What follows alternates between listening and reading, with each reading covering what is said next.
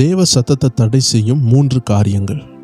நம்முடைய வாழ்க்கையில் முக்கியமாக இந்த 3 பகுதியை நாம் தெரியாவிட்டால் சத்ருவானவன் இந்த 3 காரியங்களையும் யூஸ் பண்ணி நம்ம லைஃப்பில் தேவனுடைய சத்தத்தை தடை பண்ண அவனால் முடியும். தேவ சத்தம் தடைப்பட்டால் என்ன நடக்கும் என்றால், நம்முடைய வாழ்க்கையே தேவ சத்தத்தை சார்ந்து தான் இருக்குது. தேவ சத்தம் தடைப்பட்டால் தேவ சித்தமும் நம்மளுடைய லைஃப்பில் தடைப்படும். ஸோ இன்றைக்கி நம்ம பார்க்க போகிறது தேவ சத்தம் எப்படியெல்லாம் தடை பண்ணப்படுகிறது, அதனுடைய மூலக்கூறுகளை நாம் பார்க்க போகிறோம். we are going to study the deep nuclear things, அதாவது முக்கியமான மெயின் பாயிண்ட்ஸ். அப்படி என்றால் இன்றைக்கி நீங்கள் எந்த விதத்தில் தேவ சத்தம் டிஸ்ட்ராக்ட் ஆனாலும், எந்த விதத்தில் அது உங்களை குழப்பினாலும், அது எல்லாமே இந்த 3 வேருக்கு உள்ளாடி தான் வரும். ஒரு மரம் ஆயிரக்கணக்கான கனிகளை ப்ரொடியூஸ் பண்ணாலும் அதற்கு ஒரே ஒரு வேர் தான் இருக்கும். அந்த வேர் தான் என்ன செய்து அதில் இருந்து பிரிந்து நிறைய வேர்களாக மாறி அது தண்ணியை உறிந்து அநேக பழங்களையும் அநேக இலைகளையும் அது உண்டாக்கினது. ஸோ அநேக பழங்கள் இருக்கிறதுனால அநேக வேர்கள் இருக்கும் என்று சொல்ல முடியாது. ஒரு மரத்துக்கு ஒரு பிடி வேர் தான். ஸோ அந்த வேரில் இருந்தால் என்ன நடக்குது? நிறைய பழங்கள் உண்டாகுது. ஒரு மரம் ஆயிரக்கணக்கான மரங்களை கொடுத்துட்டுன்னு சொல்லிட்டு ஆயிரக்கணக்கான வேர் பிடிகள் இருக்குமான்னு கேட்டால் அப்படி கிடையாது. நிறைய சின்ன வேர்கள் போகும், ஆனால் அது எல்லாத்துக்கும் சேர்த்து ஒரு ஆணி வேர் இருக்கும். இதே போல் ஒரு 3 ஆணி வேர்களை நம்ம பார்க்க போகிறோம். இதை நீங்கள் கண்டுபிடிக்கும் பொழுது, நீங்கள் ரியலைஸ் பண்ணும் பொழுது, ஓகே, சத்ரு இப்படி தான் நம்மளை தேவ சத்தத்திலிருந்து விலக்குகிறான் என்று ஈஸியாக நம்ம கண்டுபிடித்து விடலாம். அந்த 3 காரியங்களையும் நம்ம இன்னைக்கு பார்க்க போகிறோம். நீங்கள் கேட்டுக்கொண்டிருக்கிறது ஸ்பிரிச்சுவல் WF, ஆவிக்குரிய ரகசியங்களை வெளிப்படுத்தும் ஒரு நல்ல யூடியூப் சேனல். இதன் மூலமாக நம்ம ஆவிக்குரிய வாழ்க்கைக்கு பிரோஜனமான அநேக சத்தியங்களையும் அநேக சாட்சிகளையும் நம்ம கேட்டுக்கொண்டிருக்கிறோம். வாருங்க, இன்னைக்கு ஆண்டோடைய சத்தத்தை தடை செய்யும் இந்த மேஜரான 3 காரியத்தை நம்ம பார்க்க போகிறோம். வேதத்தை எடுத்துக்கொண்டாலே தேவ சத்தம் தடைபடுறதுக்கு ஒரு மேஜரான காரியம்னு பார்த்தீங்கன்னா, ஆதாம் ஏவாளுடைய லைஃப்பில் கூட பாருங்க, தேவன் அவர்களோடு பேசி கொண்டிருந்தார். அவர்களுடைய பாவம் தேவ சத்தத்தை அவர்களுக்கு கேட்க விடாமல் அந்த ஏதேன் தோட்டத்தை விட்டு வெளியே துரத்தப்பட அதற்கு காரணமாக மாறிவிட்டது. ஸோ மேஜராக தேவ சத்தத்தை கேட்பதுக்கு என்ன தடை இருக்குதுன்னு கேட்டிங்கன்னா, அது பாவம்தான். ஆனால் அந்த பாவம் பல ரீதியில் நம்மள்கிட்ட வருது. அதனுடைய 3 ஆணி வேற தான் நம்ம பார்க்க போகிறோம். கடந்த நாட்களில் தேவ சத்தத்தை எப்படி கேட்க வேண்டும் என்று நாம் பார்த்தோம். 2 அருமையான வீடியோக்களை நம்ம போட்டிருந்தோம். அநேகர் அதை கேட்டீங்க. நம்ம தேவ சத்தத்தை கேட்கறது மட்டும் பெரிய பிளெஸ்ஸிங்னு நினைத்து தேவ சத்தத்தை கேட்க தடை பண்ணுகிற அநேக சுபாவங்களும் போராட்டங்களும் உண்டு. அதையெல்லாம் நம்ம தெரியாமல் போய்விட்டோம் என்றால் நமக்கு தான் ஆபத்து. ஒரு பொருளை வாங்குறதை விட அதை மெயின்டைன் பண்ணுறது ரொம்ப அவசியமான விஷயம். Receiving the blessing is not important, but maintaining the blessing and healing is very important. ஒரு ஆசீர்வாதத்தை வாங்குறது, ஒரு சுகத்தை வாங்குறது ஒரு பெரிய விஷயம் அல்ல. அதை அடுத்த நாளே நீங்கள் இழக்க முடியும். அதை காத்து கொள்வது தான் பெரிய விஷயம். அதனால தான் இயேசு கிறிஸ்து சொன்னார், என்னைக்கெல்லாம் இயேசு ராஜா அநேகருக்கு சுகம் கொடுத்தாரோ, யாருக்கெல்லாம் அவர் சுகம் கொடுத்தாரோ, யாருக்கெல்லாம் பாவத்தை மன்னித்தாரோ, யாருக்கெல்லாம் விடுதலை கொடுத்தாரோ, அவர் முடியும் பொழுது ஒரு வார்த்தையை சொல்வார், இனி பாவம் செய்யாதே. இவ்வளோ நாள் செய்துட்ட, ஆனால் இனி செய்யாத. ஏன்னு பார்த்தீங்கன்னா அதுக்கு கீழே அதுக்கு ஆன்சர் இருக்கும். இனி பாவம் செய்தா இதிலும் மேலான கேடான விஷயங்கள் உனக்கு நடக்க வாய்ப்பு இருக்கிறது. ஏன்னா இவ்வளோ நாள் நீ மெயின்டைன் பண்ணலை, இப்போ உனக்கு ஆசீர்வாதம் வந்துட்டு நீ மெயின்டைன் பண்ணணும். மெயின்டைன்னா தக்க வைத்து கொள்வது. உங்களுக்கு ஒரு கோடி ரூபா கிடைக்குதுன்னா அதை அடுத்த நாள்லே 2 கார் வாங்கி நீங்கள் செலவழிக்கலாம். 50 லட்ச ரூபாய்க்குள்ள 2 நல்ல பெரிய BMW காரோ ஏதோ ஒரு காரை நீங்கள் வாங்கினீங்கன்னா 2 காரோ ஒரு காரில் நீங்கள் 1 கோடி ரூபாவை வேஸ்ட் ஆக்க முடியும். அதே நீங்கள் சேவிங்ஸில் போட்டு அதில் பேங்கில் இருந்து கொஞ்சம் சேவிங்ஸ் இன்ட்ரெஸ்ட்லாம் உங்களுக்கு வந்து அது உங்கள் தலைமுறைக்கு கூட நீங்கள் என்ன செய்யலாம், ஆசீர்வாதமாக சேர்த்து வைக்கலாம். அது உங்கள் கையில் உள்ள காரியம். இதே போல தான் நம்ம தேவ சத்தத்தை எப்படி கேட்கணும்னு தெரிந்த நம்ம தேவ சத்தத்தை கேட்கறதுக்கு தடையாக இருக்கிற விஷயங்கள் என்ன என்று நாம் தெளிவாக புரியாமல் போய்விட்டால் எந்த நேரமும் எப்பொழுதும் கூட அந்த காரியத்தை பிசாசு யூஸ் பண்ணி உங்களுக்கு தேவனுடைய சத்தத்தை தடை பண்ணி, உங்களுக்கு கேட்டுக்கொண்டிருக்கிற அந்த சத்தத்தை தடை பண்ண அவனால் முடியும்.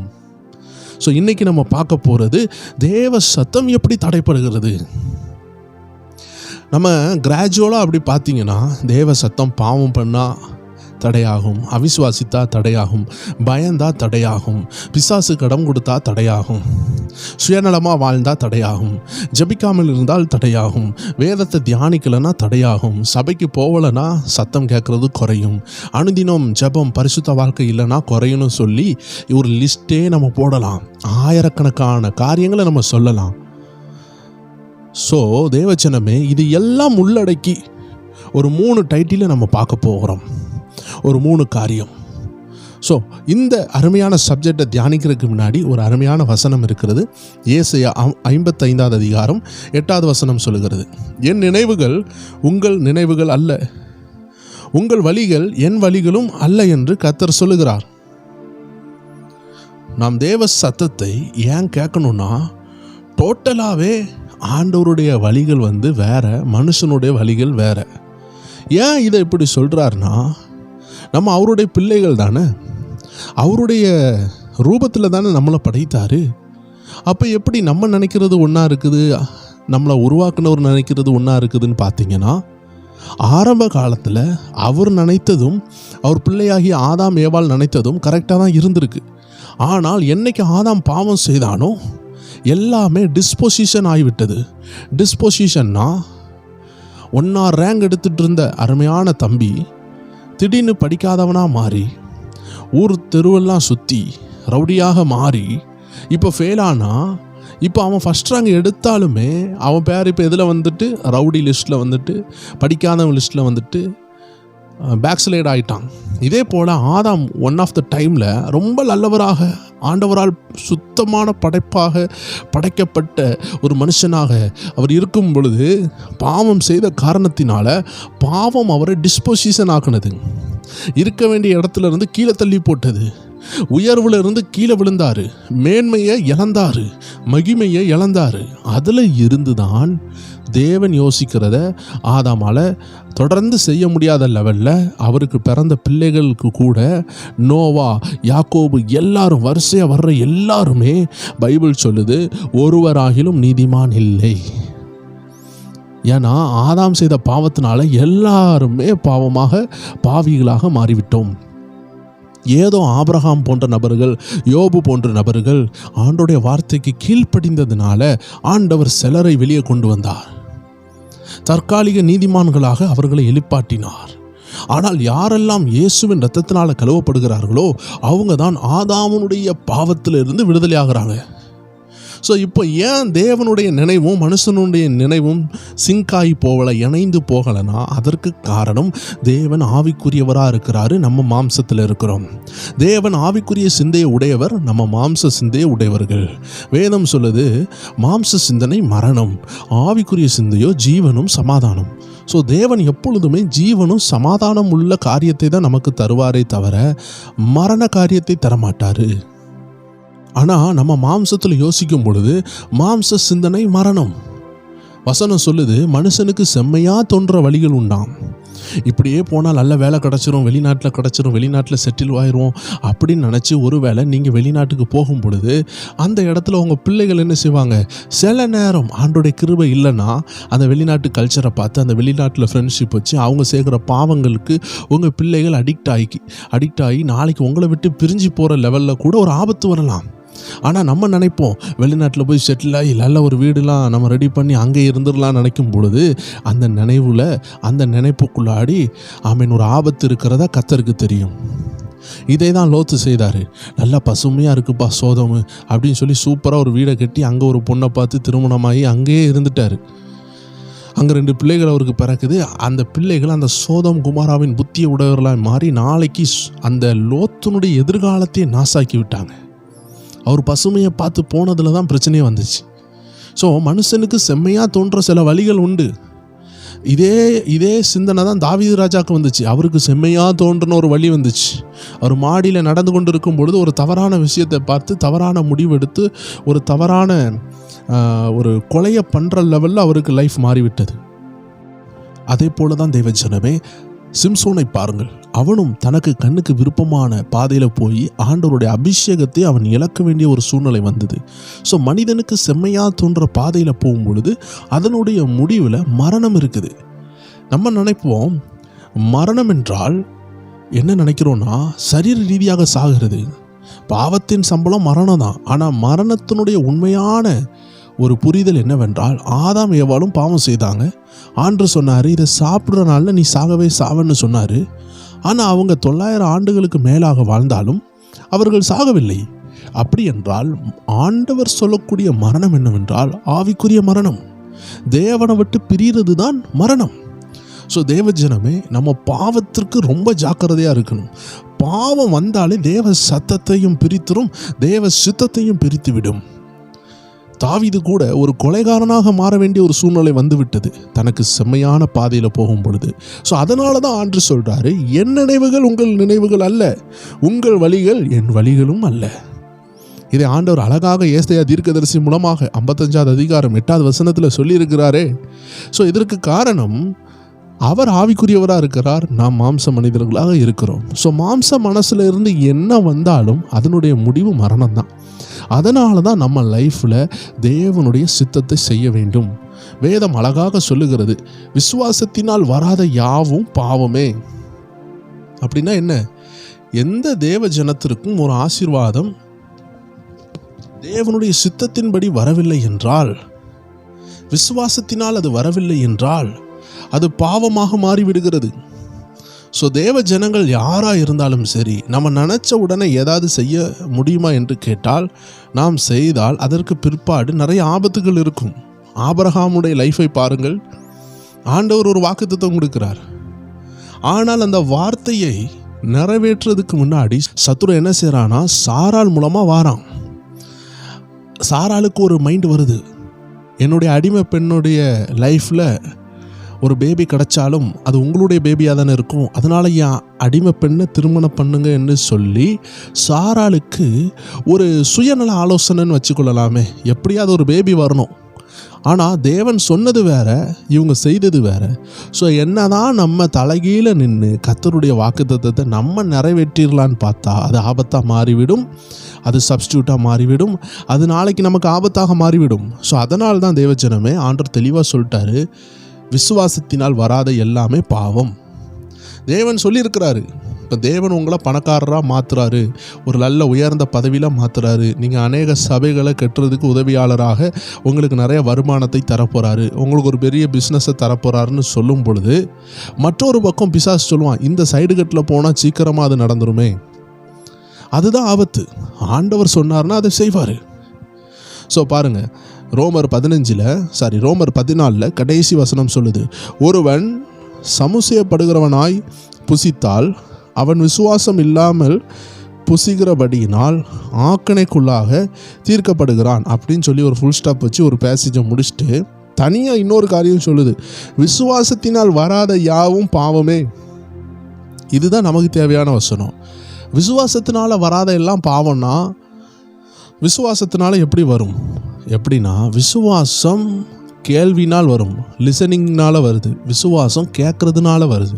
இப்போ நான் பேசுகிறத நீங்கள் கேட்குறீங்க, பேச பேச உங்களுக்குள்ள விசுவாசம் கூடும்.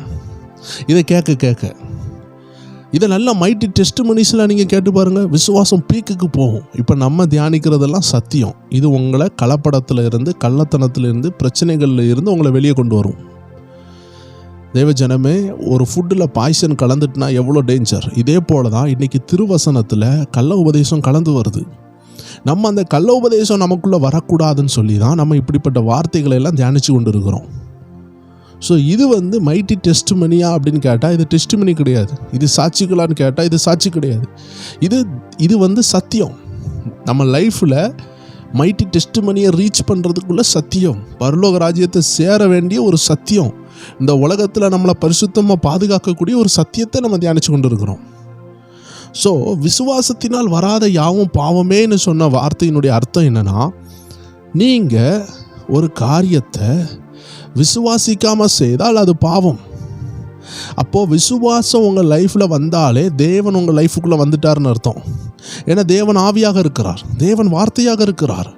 அப்போது விசுவாசம் எப்படி வருது? விசுவாசம் கேட்கறதுனால வருது. அப்போ நீங்கள் நிறைய சாட்சிகள் கேட்கறதுனால, வசனம் கேட்கறதுனால விசுவாசம் வருது. சரி, நீங்கள் கேட்ட அந்த வசனம் என்னதான் இருக்குது? வார்த்தை இயேசுவாக இருக்குது. ஸோ வார்த்தையை கேட்கும் பொழுது விசுவாசம் வருது. அப்படின்னா என்ன ஆயிட்டுனா, விசுவாசத்தினால வராத எல்லாம் பாவம்னு சொல்லுதுன்னா அதனுடைய மறைமுக ரகசியம் என்னன்னா, தேவனால் வராத எல்லாம் பாவம். உங்கள் லைஃபு தேவனுடைய கையில் கொடுக்கப்பட்டுட்டீங்கன்னா அதுக்கு பிறகு நீங்கள் தேவனுடைய ஆலோசனை கேட்டு தான் எல்லாம் செய்யணும்.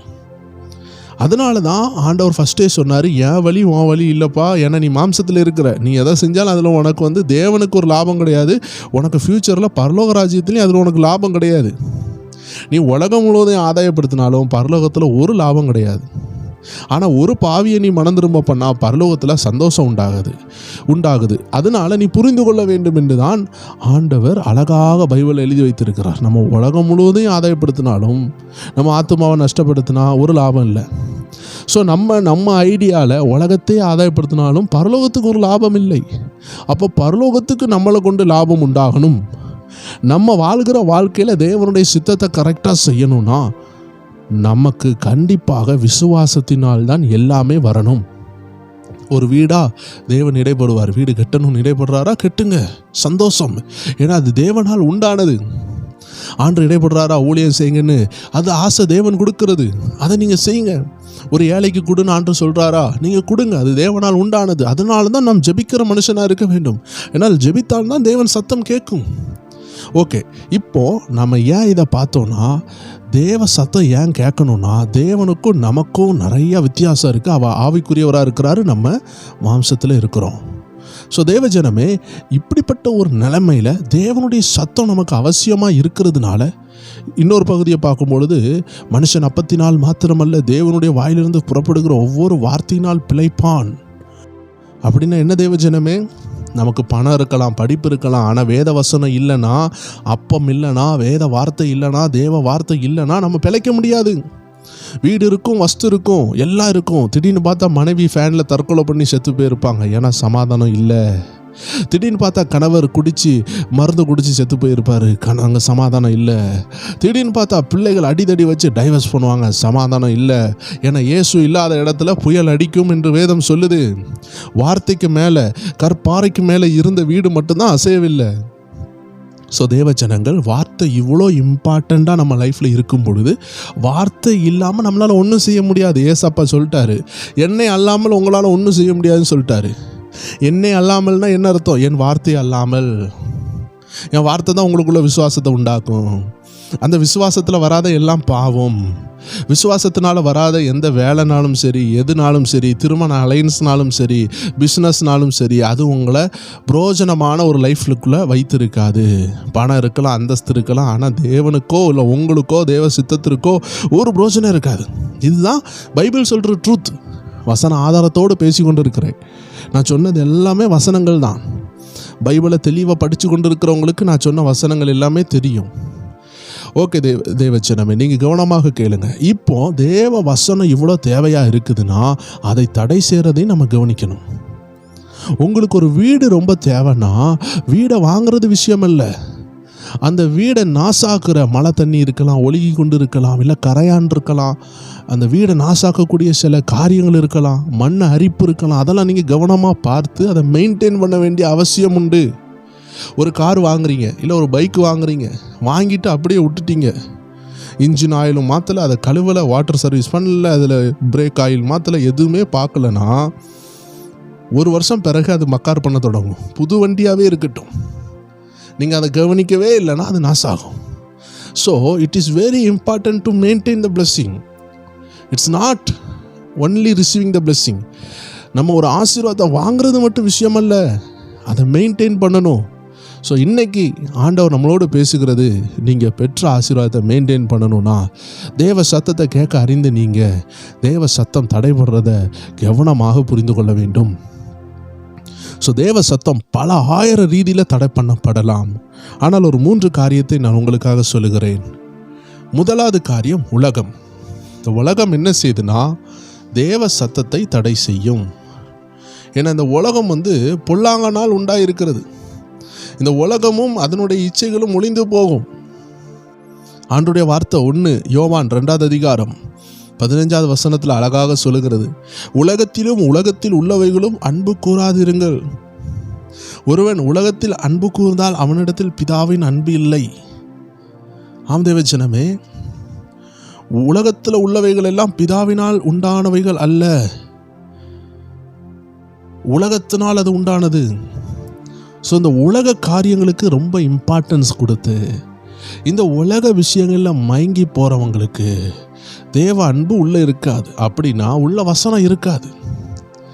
உலகத்தை ரொம்ப ஆக்டிவாக நேசிக்கிறவங்க இருப்பாங்க. இந்த உலகத்தில் நமக்கு நிறைய தேவைகள் உண்டு. இந்த உலகத்தில் இருந்து தான் நம்ம தண்ணி குடிக்கிறோம், சாப்பாடு சாப்பிட்றோம், நெல் விளையுது, ஃப்ரூட்ஸ் விளையுது, எல்லாம் நம்ம சாப்பிட்றோம்.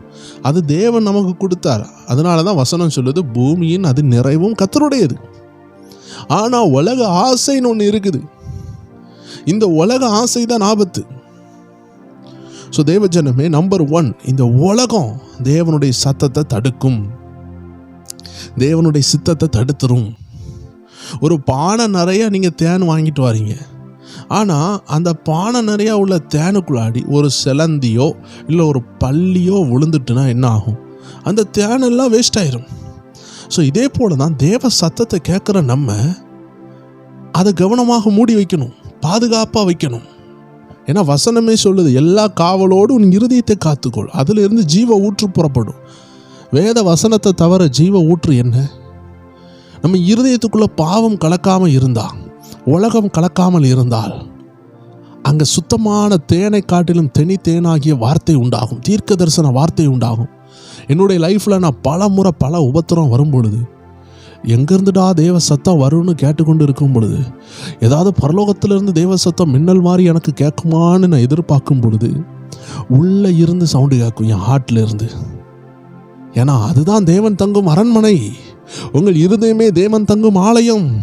அதை மட்டும் காத்துக்கொள்ளுங்க, வாழ்க்கையில் சாதித்து கொண்டே இருப்பீங்க.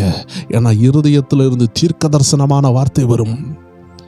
நான் நேற்றைய தினத்தில் சொல்லியிருப்பேன், முந்தைய நாட்களில் ஆண்டவர் அப்படியே உங்கள் பேரை சொல்லி, எப்சிபா என் மகளே நீ கவலைப்படாத அப்படின்லாம் பேச மாட்டார். அதற்கு அவரால் பேச முடியாதுன்னு நான் சொல்லவில்லை. பட் ஆனால் எல்லாரும் இப்படி எதிர்பார்த்து ஏமாறக்கூடாதுன்னு சொல்கிறேன். ஆண்டவர் பேஸாக பேசக்கூடியதே, முக்கியமாக பேசக்கூடியதே வேத வசனம் மூலமாக தான். ஒரு பாட்டு மூலமாக பேசுவார். உடனே ஆண்டவர் உங்கள் பேரை சொல்லி, மகனே நீ கவலைப்படாத அப்படின்னு சொல்லிட்டு சாமுவேல்கிட்ட பேசின மாதிரி வரி வரியாக பேசுவார்னா அது சாமுவேலுடைய மெச்சூரிட்டி. சாமுவேலுக்கு கர்த்தர் சத்தம் அப்படி கேட்டுச்சு. நீங்கள் ஒருவேளை அப்படி வளரலைன்னா ஃபஸ்ட்டே அப்படி பேசுவார்னு எதிர்பார்த்தீங்கன்னா ஏமாந்து விடுவீர்கள். ஸோ ஆண்டோடைய சத்தம் ஆரம்பத்தில் உங்கள் உள்ளத்துக்குள்ளே கேட்க ஆரம்பிக்கும், கொஞ்சம் கொஞ்சமாக கேட்கும், போக போக பேரை சொல்லுவார். இன்றைக்கி என்னால் சொல்ல முடியும், எனக்குள்ள கர்த்தர் சத்தம் தொனிக்குதுன்னு சொல்ல முடியும். இது கர்த்தர் சாட்சியாக இருக்கிறாரு. ஆம் தேவ ஜனமே, நம்ம முச்செடி தான். ஆனால் முச்செடியில் மோசைக்கு ஒரு தேவ சத்தம் உண்டானதே. முச்செடி தேவ சத்தத்துக்கு விட்டு கொடுத்துச்சே, தேவ திட்டத்துக்கு விட்டு கொடுத்துச்சே. இன்றைக்கி நம்மளும் விட்டு கொடுக்கலாமே. விட்டு கொடுத்தா தேவ சத்தம் கேட்கும். ஓகே, நான் சொன்னது போல் ஒரு பானை நிறையா நீங்கள் தேனோ நெய்யோ இல்லை பாலோ வாங்கிட்டு வரீங்க, அதை அப்படியே திறந்து வச்சிங்கன்னா உள்ள தூசி எல்லாம், வெளியே உள்ள தூசி எல்லாம் உள்ளே போய் விழுந்து அது கெட்டு போயிடும். ஒரு சின்ன மூடி, சிரமம் பார்க்காம அந்த பானையை மூடி வைக்கிறதுக்கு ஒரு சின்ன மூடி எடுத்து வச்சிட்டிங்கன்னா ஒன்றுமே உள்ளே விழாது. இதை தான் நம்ம பார்க்குறோம். ஒரு 3 மூடி, ஒரு தற்காப்புக்குள்ளே ஒரு 3 மூடியை சொல்கிறேன். நம்பர் 1 உலகம். இந்த உலகத்தில் நிறைய விஷயம் இருக்குது, தேவ சத்தத்தை தடை பண்ணும். இந்த உலகம் சொல்லும், இன்னும் உனக்கு கல்யாணம் ஆகலையா, கவலைப்படாதீங்க, தேவ சித்தத்துக்காக நான் நிற்கிறேன்னு தைரியமாக இருக்கணும். இன்னும் நீ வீடு கட்டலையா, இன்னும் உன் பிள்ளைகளுக்கு ஒன்றும் நடக்கலையா, இதான் அந்த உலக சத்தம். ஐயோ, இன்னும் நீ காரு பங்களா எதுவும் வாங்கலையா, உனக்கு இன்னும் வாய்க்கலையா, உனக்கு ஒரு நல்ல வேலை கூட வாய்க்கலையா, இப்படி ஏதாவது விதத்தில் இந்த உலகம் உங்களை இழுத்துக்கிட்டே இருக்கும். ஐயோ, அவங்க செல்ஃபோன்லாம் வாங்கிட்டாங்க, உன் பிள்ளைகளுக்கு ஒன்றும் வாங்கி கொடுக்கலையா, உனக்கு இன்னும் டச்சு செல்ஃபோன் யூஸ் பண்ண தெரியாதா, உனக்கு அந்த மாடலான ட்ரெஸ்ஸு வந்ததே உனக்கு தெரியாதா? ஐயோ, இந்த மாடல்லலாம் மிக்ஸி வந்துட்டு, ஓவன் வந்துட்டு, அது வந்துட்டு, இது வந்துட்டுன்னு சொல்லி இந்த உலகத்தில் இன்னும் வந்து கொண்டே தான் இருக்கும். அது நிற்கவே நிற்காது. இன்றைக்கி இதை கேட்டுக்கொண்டிருக்கிற அநேகருக்கு தெரியும், அப்டேட்டுன்னு சொல்லக்கூடிய விஷயம் நம்ம உலகத்தில் இன்றைக்கி ரொம்ப தீவிரமாக இருக்குது. அப்டேட்னா என்ன தெரியுமா? 5 வருஷத்துக்கு முன்னாடி உள்ளது இன்றைக்கி இருக்காது, வருஷத்துக்கு முன்னாடி உள்ளதே இருக்காது. போன வருஷம் இருந்துச்சுன்னா இந்த வருஷம் அப்டேட். நிம்மதியாக ஒரு வண்டியை ஓட்ட முடியல. ஒரு வண்டியை வாங்கினா அடுத்த வருஷம் வாங்கினா அது எலக்ட்ரிக் பைக், அதுக்கு அடுத்த வருஷம் வாங்கினா அது ஆட்டோமேட்டிக். நமக்கு நிம்மதியாக ஒன்றை பழகி வச்சுருப்போம். முன்னாடி பார்த்தீங்கன்னா சாதாரண இந்த ரீல் கேசட் இருக்கும். அந்த கேசட்டை போட்டிங்கன்னா கம்ப்ளைண்ட் இல்லாமல் ஒர்க் பண்ணும். அதுக்கப்புறம் சிடின்னு ஒன்று வந்துச்சு, டிவிடி வந்துச்சு, அது வந்துச்சு, பென்ட்ரைவர் வந்துச்சு, மெமரி கார்டு வந்துச்சு. இன்றைக்கி ஆன்லைன் போயிட்டு இன்றைக்கி எல்லாமே அப்லோடு தான். இன்றைக்கி ஃபுல்லாகவே ஆன்லைன் டேட்டா சேவிங் ஆகிட்டு இப்படி போயிட்டே இருக்கும். அப்டேட்டுக்கு குறைவே இருக்காது. வேதம் சொல்லுது, அப்டேட் ஓகே தான், பட் நம்ம ஆண்டவர் நேற்றும் இன்றும் என்றும் மாறாதவர். அவருக்கு அப்டேட்டே கிடையாது. அவர் எப்பொழுதும் ஒரே மாதிரி தான் இருப்பார். என்றைக்கு போனாலும் அன்பாக தான் இருப்பார். நான் அப்டேட் ஆகிட்டேன் அப்படின்னு மனுஷன் வேணால் சொல்லலாம். நான் ஆரம்பத்தில் கொஞ்சம் கஷ்டப்பட்டு ஊழியம் செய்தேன், ஆரம்பத்தில் உண்மையாக தான் இருந்தேன், இப்போ நான் கொஞ்சம் அப்டேட் ஆகிட்டேன், இப்போ நான் வெளிநாட்டிலாம் போயிட்டு வந்ததுனால நான் அப்டேட் ஆகிட்டேன்னு ஒரு பாஸ்டர் கூட சொல்லலாம். நான் அப்டேட் ஆகிட்டேன், அதனால் என்ன செய்ய முடியாது, பழைய சத்தியம்லாம் என்னால் பேச முடியாதுல இன்றைக்கி ஊழியர்கள் சொல்லிகிட்டு இருக்கிறாங்க, அவங்க கொஞ்சம் 4 இடத்துக்கு போனதுனால. ஆனால் அத்தனை இடங்களையும் படைத்த நம்ம ஆண்டவர் நேற்றும் இன்றும் என்றும் மாறாதவராக பேசாமல் இருக்கிறார். அவர் அப்படியே இருக்கிறார், அன்பாகவே இருக்கிறார், தாழ்மையாக இருக்கிறார். ஆனால் அந்த ஆண்டவருக்கு ஊழியம் செய்கிற எத்தனையோ ஊழியர்கள் அப்டேட்னா மாறிக்கிட்டே இருப்பாங்க. இது நம்ம போன வருஷம் உள்ளது, இந்த வருஷம் கொஞ்சம் புதுசு, அது நல்லது தான், பட் ஆனால் அது ஆபத்துமானது. ஏன்னா நம்ம ஆண்டவர் நேற்றும் இன்று என்றும் மாறாதவராக இருக்கிறார். நான் அப்டேட்டை குறை சொல்லவில்லை, தேவ ஜனங்கள் புரிந்து கொள்ள வேண்டும். அதனால் எவ்வளோ மாற்றங்கள் உண்டாகுது தேசத்தில். அப்போது உங்கள்கிட்ட சொல்லுவாங்க, அவன்கிட்ட அது இல்லை இது இல்லை, நீங்கள் அவங்க அது இல்லை இது இல்லைன்னு சொல்லி வாங்கி வச்ச உடனே சொல்லுவாங்க. ஒரு காலத்தில் கல்லில் அரைச்சிக்கிட்டு இருந்தாங்க, கல்லில் அரைக்கும் பொழுது மிக்ஸி இல்லையான்னு கேட்டாங்க. இன்றைக்கி 1008 மிக்ஸி வந்துட்டு எல்லா மிக்ஸியும் வாங்க முடியுமா? ஒரு காலத்தில் தோசை கல்லில் சுட்டுட்டு இருந்தாங்க, இன்றைக்கி தோசை சுடுறதுக்கு மெஷின் வந்துட்டு. இப்படி அப்டேட் மாறிக்கிட்டே இருக்கும். நான் சொல்கிறதெல்லாம் சின்ன பொருட்கள் தான், ஆனால் நிறைய பேருக்கு இந்த உலகம்தான். கிட்டத்தில் உள்ள வீட்டில் உள்ளவங்க அவங்க பிள்ளைய ஒரு குறிப்பிட்ட ஸ்கூலில் படிக்க வைப்பாங்க, ஒரு குறிப்பிட்ட காலேஜில் படிக்க வைப்பாங்க. ஆனால் கர்த்தர் உங்கள் பிள்ளைக்கு வச்சது வேறு திட்டமாக இருக்கும். அதை பார்த்துட்டு நான் அவங்கள போல மாறணும்னு சொல்லி ஒரு திட்டம் எடுக்காங்க பார்த்தீங்களா? அதுதான் சத்துருனுடைய தந்திரம். நீங்கள் கர்த்தர் நடத்துகிற பாதையில் போகணும். நீங்கள் அடுத்த ஆள் என்ன செய்கிறாங்கன்னு நினச்சிட்டு இந்த உலகம் உங்களை இன்ஸ்பயர் பண்ணும் பொழுதும் ட்ரிகர் பண்ணும் பொழுதும் அது உங்களை குத்தும் பொழுதும் இந்த உலகம் உங்களை பார்த்து அது இல்லையா இது இல்லையா அப்படி செய் இப்படி செய்யின்னு சொல்கிறத நீங்கள் கேட்டுட்டிங்கன்னா தேவ சத்தம் தடைப்படும். ஏன்னா உலகத்தில் உள்ளதெல்லாம் தேவனால் உண்டானதல்ல என்று நாம் 1 யோவான் 2 நம்ம வாசித்துட்டோம். 16வது வசனம் அழகா சொல்லுது, ஏனெனில் மாம்சத்தின் நிச்சயம் கண்களின் நிச்சயம் ஜீவனத்தின் பெருமையமாகிய உலகத்தில் உள்ளவைகள் எல்லாம் பிதாவினால் உண்டானவைகள் அல்ல, அவைகள் உலகத்தினால் உண்டானவைகள். உலகமும் அதன் இச்சையும் ஒளிந்து போகும், தேவனுடைய சித்தத்தின்படி செய்கிறவனோ என்றென்றைக்கும் நிலைத்திருப்பான். உங்கள் வீட்டுக்கிட்ட உள்ள அந்த பிள்ளைய நல்ல ஸ்கூலில் படிக்க வச்சுருப்பாங்க, நல்ல பெரிய கோர்ஸில் போயிருப்பான், ஒரு டாக்டராக மாறி இருப்பான். ஆனால் உங்கள் பிள்ளை ஒரு சாதாரண தமிழ் மீடியத்தில் படிச்சிருக்கலாம், ஒரு சின்ன கோர்ஸ் படிச்சிருப்பான், ஒரு சின்ன தொழிலில் இருந்துகிட்டு இருப்பான். ஆனால் நீதிமானாக இருப்பான், இயேசுவின் இரத்தத்தினால் கழுவப்பட்டவனாக இருப்பான், தேவனுடைய வார்த்தையை சுமக்கிறவனாக இருப்பான். இதிலும் மேலானது என்ன? அவன்தான் பரலோக ராஜ்யத்துக்கு செல்வான். இந்த கௌரவம் இன்னைக்கு ஏசப்பா பிள்ளைகளுக்குள்ளே கொதிக்க வேண்டும். ஆனால் இன்றைக்கி ஏசப்பா பிள்ளைக்குள்ளாடி ஜாதி பெருமை கொதிக்குது, அழகு பெருமை கொதிக்குது, அந்தஸ்து பெருமை கொதிக்குது. எங்கே போனது தேவனுடைய நாமத்திற்குள்ள அந்த வெறி? பவுலுக்குள்ளாக இருந்த அந்த வெறி எங்கே போனது? நான் இயேசுவின் பிள்ளை, நான் செத்த மரணத்தை நான் அடைந்தால் நான் பரலோகத்துக்கு போவேன் உள்ள அந்த வெறி எங்கே போனது? நான் இயேசு ரத்தத்தினால கழுவப்பட்டிருக்கேன் உள்ள அந்த ஆத்ம பாரம், அடுத்த ஆளும் கழுவப்படணுமே உள்ள அந்த பாரம் எங்கே போனது? ஏன்னா உலகம் உள்ளே வந்துட்டு. அப்போ அந்த உலகத்தால் தேவ சத்தத்தை தடை பண்ண முடியும். ஓகே, நம்பர் 2, நம்மளுடைய சுயம்னு சொல்கிறதுக்கு நிறைய பேர் இருக்குது. அறிவு கொல்லுன்னு பைபிள் சொல்லுது. அறிவுக்கும் ஆவிக்கும் நிறைய வித்தியாசம் இருக்குது. ஆவியில் வாழ்கிறதுக்கும் அறிவில் வாழ்கிறதுக்கும் நிறைய வித்தியாசம் இருக்குது. அறிவில் வாழ்கிறவங்க ரொம்ப குவாலிட்டியாக வாழ்வாங்க. அவங்க போடுற செருப்புலேருந்து, வாட்சிலேருந்து, அவங்க போடுற சோப்புலேருந்து, அவங்க சீவிர தலை சீவிர அந்த மாடல்லேருந்து எல்லாமே அறிவாற்றலாக இருக்கும். யோசித்து பாருங்கள், கோலியாத்து அறிவுடையவனாக இருந்தான். தாவீது ஆவியானவரை உடைய, ஆவியின் வார்த்தையை உடைய, ஆவிக்குரிய தேவனுடைய ஒரு தேவ பிள்ளையாக இருந்தான். தாவீது ஆடு மேய்ச்சி அவன் சட்டையெல்லாம் ஆடு மணமாக இருக்கும். இந்த பால் விற்கிறவங்க மேலே பால் வாசனையாக இருக்கும், அது ஒரு அழகு. பூ விற்கிறவங்க மேலே பூ வாசனை இருக்கும், அது ஒரு அழகு. மீன் விற்கிறவங்க மேலே மீன் வாசனை இருக்கும், அது ஒரு அழகு. இன்றைக்கி அதை நிறைய பேர் கொச்சையாக நினைக்கிறாங்க.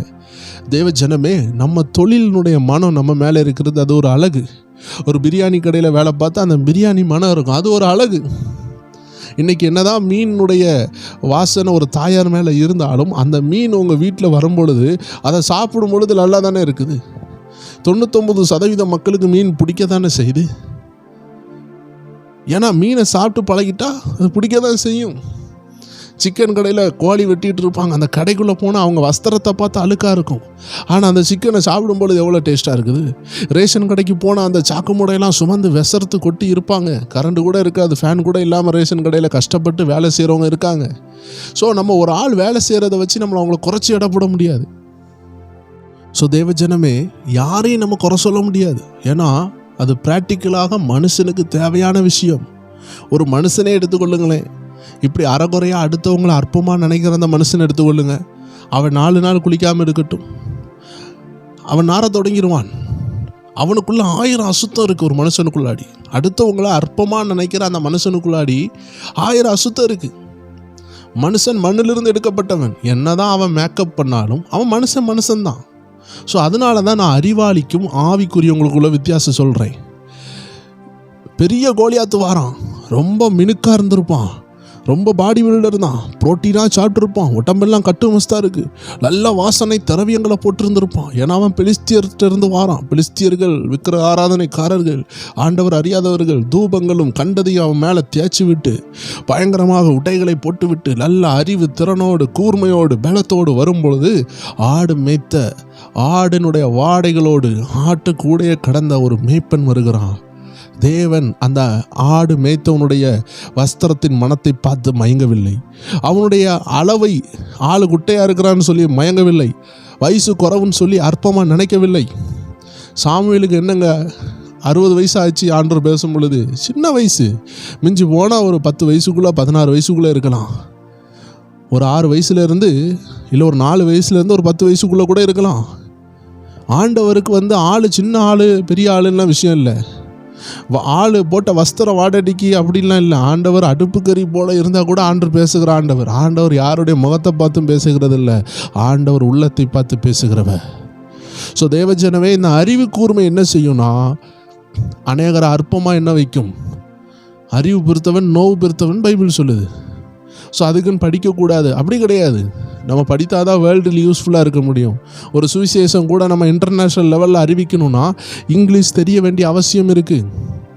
இங்கிலீஷ் தெரியவில்லை என்றால் அடுத்த தேசங்களில் பேச முடியவில்லை. ஸோ நமக்கு நாலேஜ் ரொம்ப தேவை. ஆனால் தேவ ஞானத்தை மிஞ்சுகிற ஒரு நாலேஜ் தேவையில்லை. தேவ ஞானத்தை அற்பமாக பார்க்குற ஒரு நாலேஜ் நமக்கு தேவையில்லை. இன்றைக்கி எத்தனையோ சயின்டிஸ்ட் சொல்கிறாங்க தேவன் இல்லைன்னு சொல்கிறாங்க. நீ இவ்வளோ பெரிய விஞ்ஞானியாக இருந்து தேவன் இருக்காருன்னு சொல்லி உன்னால் கண்டுபிடிக்க முடியாமல் போய்விட்டது. ஸோ தேவனை மிஞ்சுற ஒரு ஞானம் நமக்கு தேவையில்லை. தேவன் தான் ஞானத்தில் உன்னதர். ஸோ அதனால தான் நான் தாவீதையும் கோலியாத்தையும் எடுத்தேன். தாவீது அறிவு படைத்தவன் கிடையாது, அவன் ஆவிக்குரியவன். அவன் ஆளு குட்டையாக இருக்கிறான், அவன் மேலே ஆடு வாடையாக இருக்குது, ஆட்டினுடைய மனம், ஆட்டு கூட்டத்திலே கிடக்கிறான். அங்கே இருந்த ஒருத்தனை தேவனுக்கு எப்படி பிரியம் வந்துச்சுன்னா அவன் இருதயம் சுத்தமாக இருந்தது. கோலியாத்து நல்ல ஸ்ப்ரே அடிச்சிருப்பான், நல்ல வாசனை திரவியத்தோடு வாரான், நல்ல உணவு, நல்ல வஸ்திரம், மினுங்குகிற வஸ்திரம், வெண்கல வஸ்திரங்கள், வெண்கல வில்லுகள் எல்லாம் வைத்திருந்திருப்பான். அப்படிப்பட்ட மினுக்குள்ளவன், அறிவு சார்ந்தவன் வரும்பொழுது ஆண்டவர் முன்னாடி தகன பலியாக கீழே விழுகிறான். தலை கீழே படும்படியாக சர்வாங்கமாய் விழுந்து அவன் தலை துண்டிக்கப்பட்டது. தாவீதோ ஜெயத்தை பெற்றான். ஸோ அறிவாளிகள் தேவனுடைய ராஜ்யத்தை சுதந்திரிக்க முடியாது. ஏன்னா அறிவோ கொல்லும், இருமாப்பை உண்டாக்கும், ஆவியோ உயிர்ப்பிக்கிறது. ரொம்ப அறிவாளியா நான் இருக்கிறேன், எனக்கு இயேசுநாதர் வேண்டாம் அப்படின்னு சொன்னீங்கன்னா பரலோக ராஜ்யத்தை நீங்கள் மிஸ் பண்ணுவீங்க. ஸோ அறிவு கொல்லும். ரொம்ப படித்ததுனால ஜீசஸ்லாம் உண்மை கிடையாது, அதெல்லாம் சும்மா ஹிஸ்ட்ரி, அதெல்லாம் வரலாறுன்னு சொன்னால் அது அவங்களுக்கு தான் ஆபத்து. ஏன்னா அதிகம் படித்ததுனால தான் உங்களுக்கு என்ன ஆகிட்டு இயேசுவை ஏற்றுக்கொள்ள முடியலை. நீங்கள் அதிகமாக படித்து இயேசுவை ஏற்றுக்கொண்டு உங்கள் அறிவு ஆண்டருக்காக அறிவு கூர்மை பயன்படுத்துனா அந்த அறிவு நல்ல அறிவு.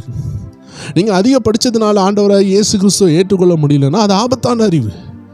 அதனால தான் நான் சொன்னேன், உலகத்துக்கு பிறகு சுயம்னு ஒன்று இருக்குது, சுயம், செல்ஃப். ஸோ அது அறிவில் மட்டும் இல்லை, பல ரீதியில் இருக்குது சுயம். சுயம்னா என்னென்னா, அடுத்த ஆளுக்கு ஒரு நல்லது நடக்க போகுது.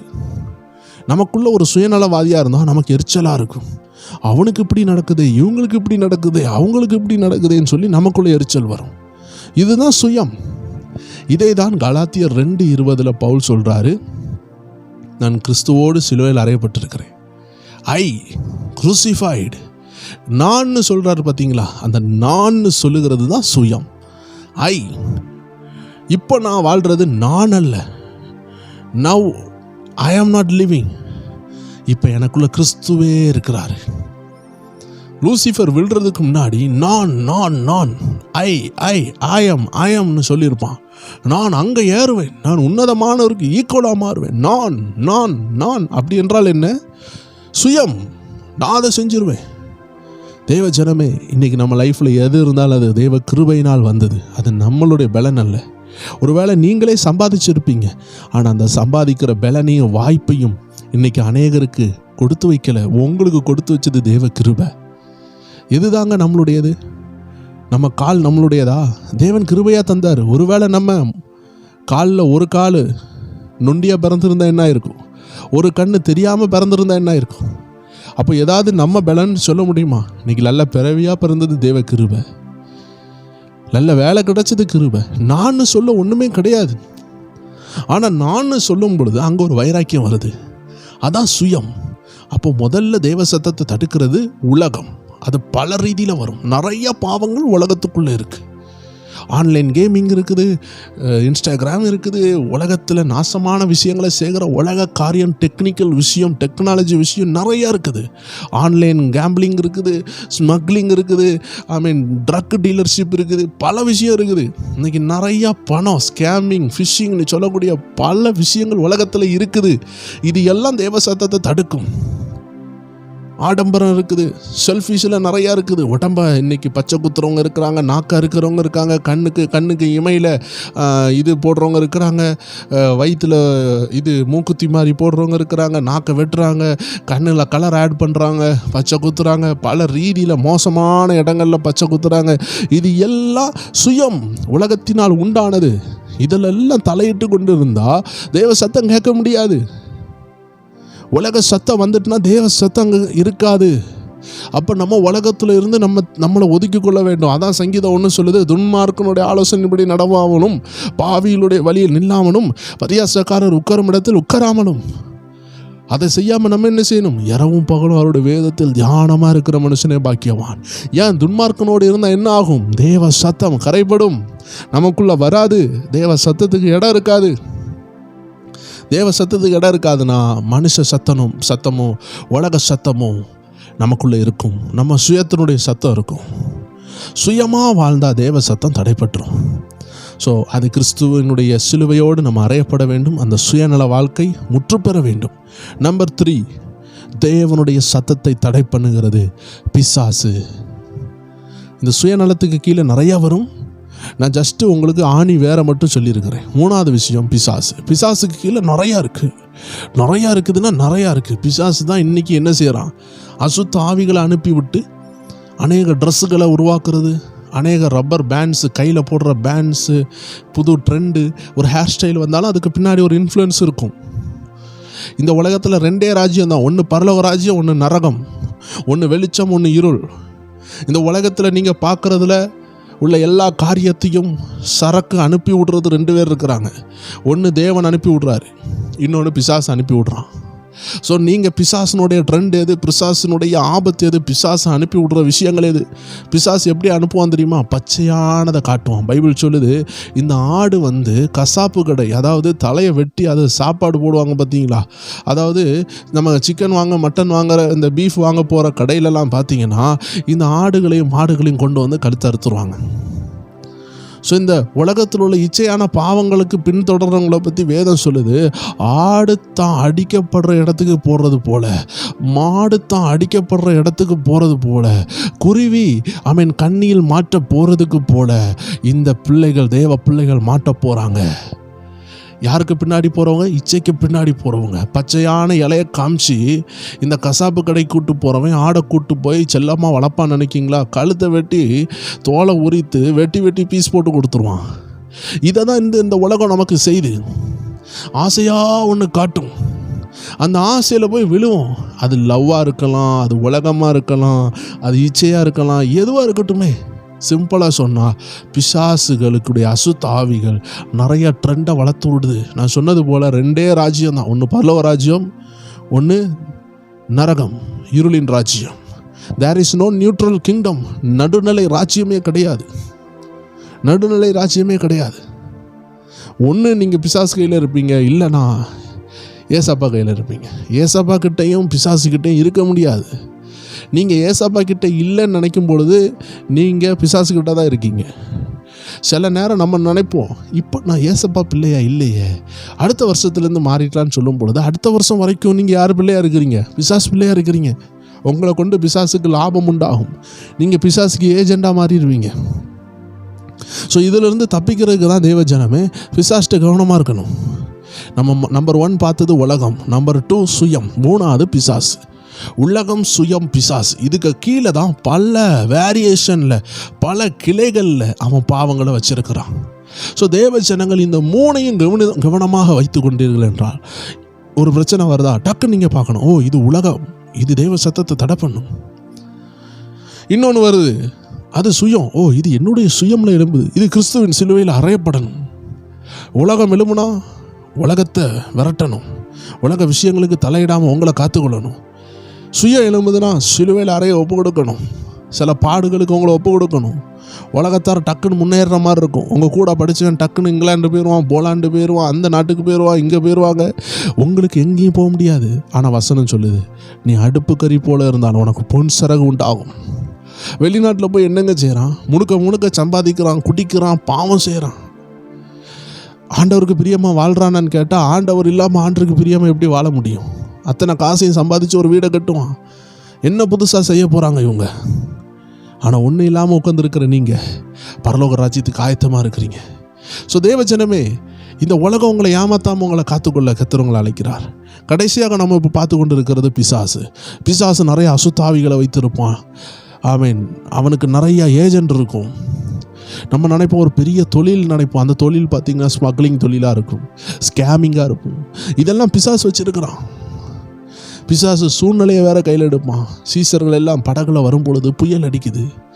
புயல் அடிக்கும் பொழுது இவங்களுக்குள்ள அவிசுவாசம் வருது. ஸோ அவிசுவாசம் வந்தால் விசுவாசம் போய்விடும். ஸோ எப்படி பார்த்தீங்களா, தேவ சத்தம் போயிட்டா. ஸோ இன்றைக்கி நம்ம கவனமாக இருக்கணும். பிசாசு சூழ்நிலைகளை கையில் எடுப்பான்.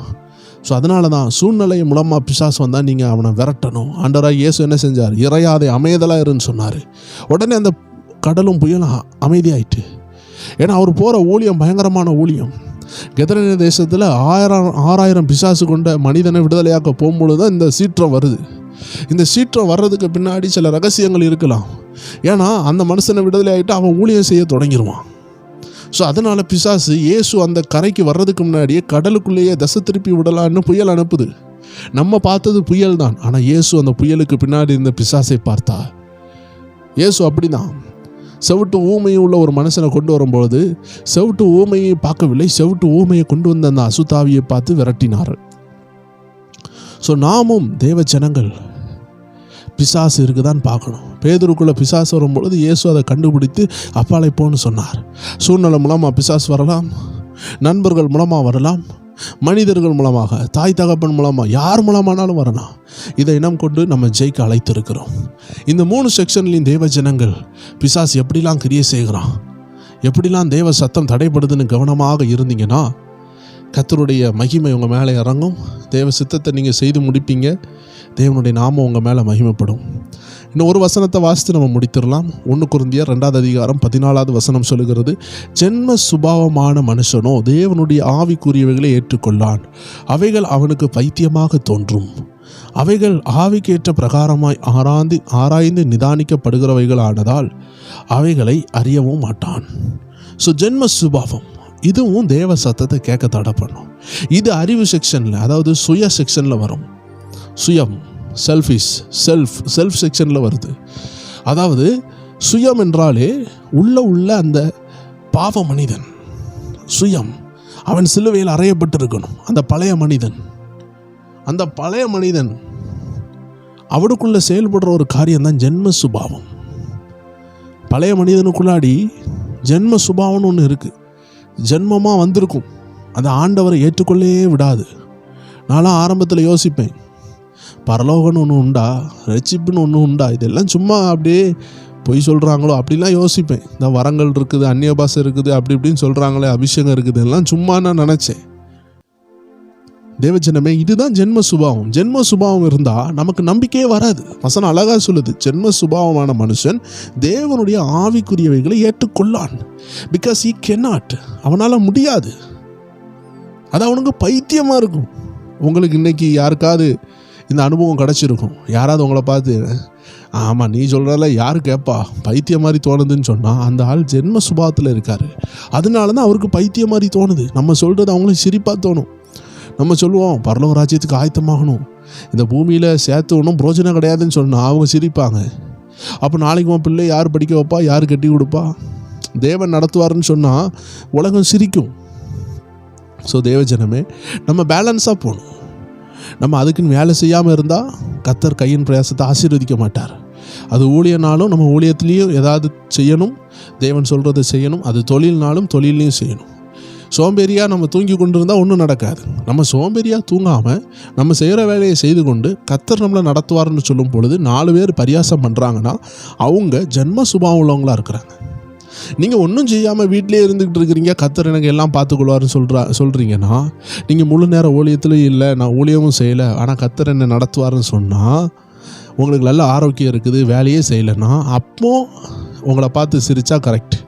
பட் ஆனால் நீங்கள் ஆண்டருக்காக நிற்கிறீங்க, நீங்கள் செய்கிற வேலையில் உள்ள வருமானம் குறைவாக இருக்குது, பட் நீங்கள் இடைவிடாமல் கடினமாக உழைக்கிங்க, குடும்பமாக உழைக்கிங்க, ஜெபிக்கிங்க, கர்த்தர் நடத்துவார். எனக்கு ஆகாத சம்பாஷணை வேண்டாம், தேவையில்லாத பணம் வேண்டாம், கள்ளப்பணம் வேண்டாம், நான் எனக்கு இருக்கிறது போதும், கர்த்தர் என்ன நடத்துவார், நான் பரலோக ராஜ்யத்துக்கு ஆயத்தமாக இருக்கிறேன், எனக்கு கர்த்தருடைய நடத்துதல் போதும், கொஞ்சம் வருமானம் இருந்தாலும் போதும், எனக்கு ஏசப்பாவுக்கு பிரியமாக வாழ்ந்தால் போதும் சொல்லும் பொழுது உங்கள் குடும்பத்தார் உங்களை கிண்டல் பண்ணாலோ, உங்கள் அயலகத்தாரோ இல்லை நண்பர்களோ உங்களை புரியாமல் பேசினா அவர்கள் 1 கொரிந்தியர் 2 அதிகாரம் 14 வசனத்தின்படி ஜென்ம சுபாவம் உள்ள மனுஷனாக இருக்கான். அதனால தான் அவனுக்கு ஆவிக்குரிய விஷயங்கள் பைத்தியமாக தோன்றுது. நீங்கள் சொல்கிற நிறையா சத்தியம் இன்றைக்கி அநேகருக்கு பைத்தியமாக தோன்றதுக்கு காரணம் அவங்க ஜென்ம சுபாவம் உள்ளவர்களாக இருக்கிறாங்க. ஸோ தேவஜனமே, இந்த ஜென்ம சுபாவம் தேவ சத்தத்தை தடை பண்ணும். உங்கள் தகப்பனுடைய சுபாவம் உங்களுக்கு இருக்கும், உங்கள் தாயினுடைய சுபாவம் இருக்கும், ஜென்மமாக உங்கள் குடும்பத்தில் உள்ள ஒரு சுபாவம் இருக்கும். இது எல்லாம் சிலுவையில் அறையப்பட்டு ரட்சிக்கப்படும் பொழுது நம்மளை விட்டு சுத்திகரிக்கப்பட வேண்டும். இதுக்கெல்லாம் நம்ம ஒப்பு கொடுக்க வேண்டும். அப்போ கர்த்தருடைய சத்தத்தை நம்ம பாதுகாக்க முடியும், கர்த்தருடைய சத்தம் நமக்கு கேட்கும். ஸோ தேவஜனமே, இன்றைக்கி நம்ம 3 காரியம் பார்த்தோம். உலகம், சுயம், பிசாசு. இந்த 3 விஷயத்துக்கு கீழே நிறையா கிளை போல பிசாசு நிறைய வைத்திருக்கிறான். உலகத்துக்கு கீழே ஒரு பெரிய கிளையே இருக்குது. ஸோ நீங்கள் இந்த 3ஐயும் புரிஞ்சு கொண்டீங்கன்னா உங்கள் லைஃப்பில் உங்கள் கிட்ட வரும் பொழுது, இது உலகம், இது சுயம் வருது எனக்கு, ஐயோ இது பிசாசு கொண்டு வரான், இது எல்லாம் நம்ம தடுக்கணும், எல்லா காவலோடு என் இருதயத்தை காத்துக்கொள்ளணும், ஏன்னா இதிலிருந்து தேவ வார்த்தை புறப்படுதுன்னு சொல்லி உங்களை காத்துக்கொள்றதுக்கு உதவியாக இருக்கும்.